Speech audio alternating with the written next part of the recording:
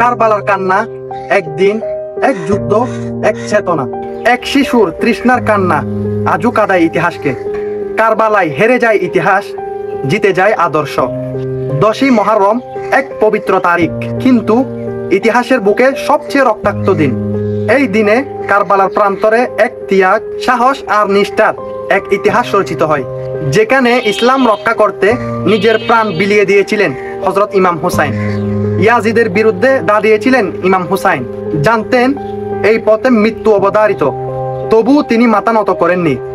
কারবালায় তাকে এবং তার পুরো পরিবারকে ঘিরে ফেলা হয়েছিল। পানি বন্ধ করা হয়েছিল 3 দিনের জন্য। এমনকি 6 মাস বয়সী আলী আসগরও প্রাণ হারায় তৃষ্ণায়। একে একে শহীদ হন ভাই, বন্ধু, সন্তান সবাই।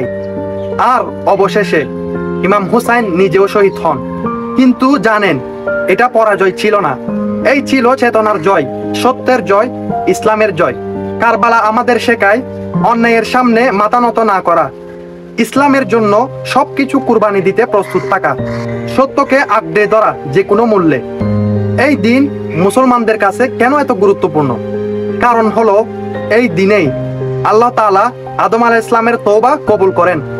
দীর্ঘ 40 দিনের তুফানের পরে এই দিনেই নূহ আলাইহিস সালামের নৌকা স্থির হয়েছিল।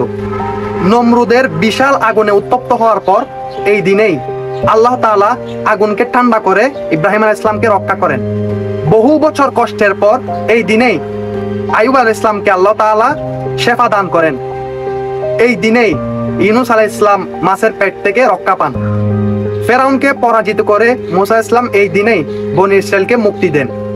হযরত ঈসা আলাইহিস সালামকে এই দিনেই আসমানে উঠিয়ে নেওয়া হয় এবং ইউসুফ আলাইহিস সালামকে এই দিনেই কূপ থেকে উদ্ধার করা হয়।